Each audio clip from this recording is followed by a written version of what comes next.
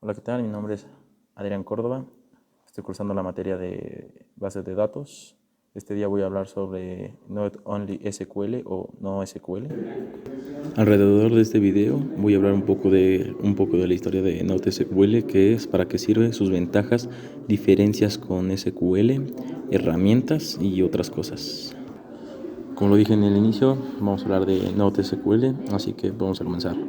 Bueno, pues las bases de datos relacionales han dominado el mundo de la gestión de datos desde la década de los 70, pero el nacimiento de Internet y su auge como plataforma de aplicaciones ha puesto a prueba el dominio de las soluciones relacionales. El volumen de datos al que debe hacer frente una aplicación web ha crecido exponencialmente durante los últimos años, así como el número de usuarios que utilizan las aplicaciones y servicios disponibles en Internet. En consecuencia, el volumen de transacciones y la demanda que se ha sometido, ya que los usuarios esperan un tiempo de respuesta inmediato en sus interacciones online con el website.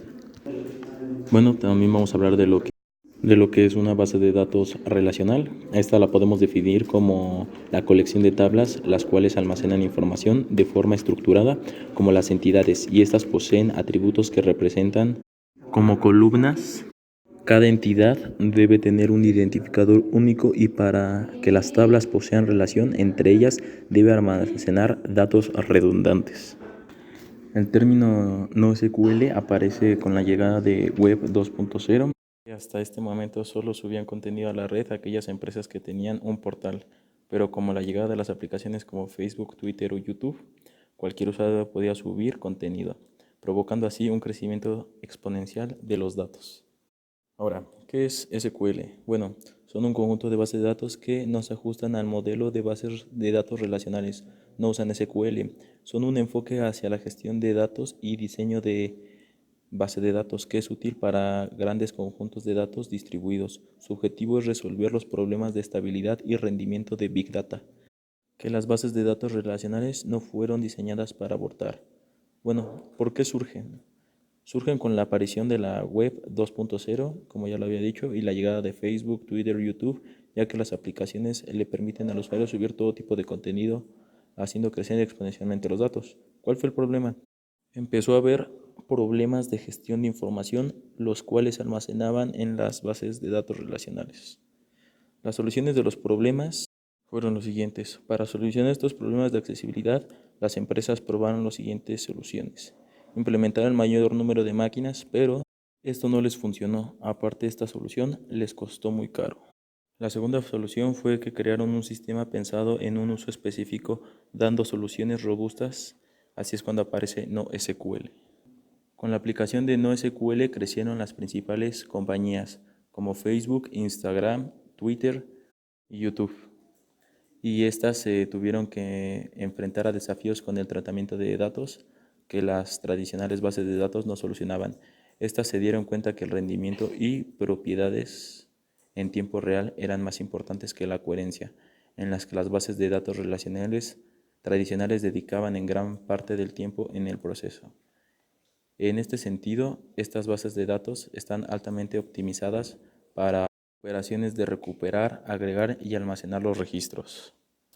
A continuación, hablaré un poco de las ventajas de NoSQL.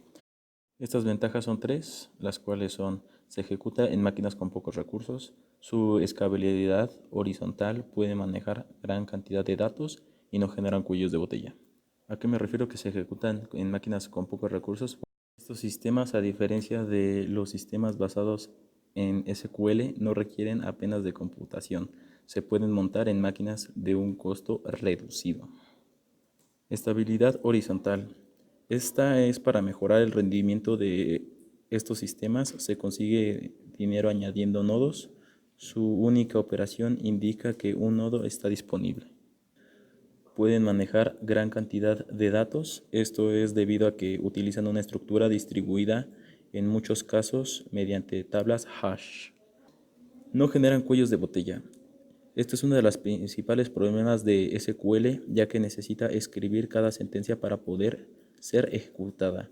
Entre más compleja la sentencia, más será acomplejado el poder ejecutarlo, lo que construye un punto de común ante muchas peticiones puede realizar el sistema.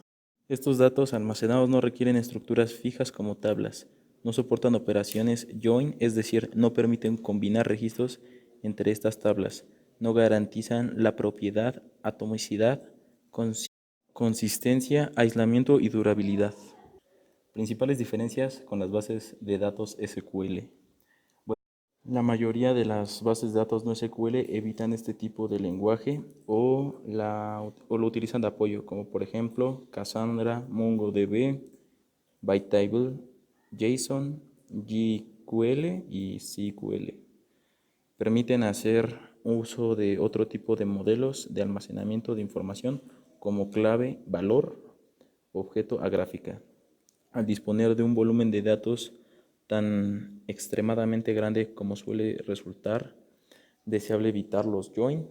Esto se debe a que la búsqueda clave, la solución sobrecargada es muy costosa. La solución consiste en desnormalizar los datos o bien realizar el join mediante software en la capa de aplicación. La base de datos relacional suele estar centrada en una única máquina o bien en una estructura máster esclavo. Sin embargo, en los casos no SQL, la información puede estar compartida en varias máquinas mediante mecanismos de tablas hash distribuidas. Las herramientas que utiliza las bases no SQL son Cassandra, MongoDB, Bightable, SQL, JSON y GQL.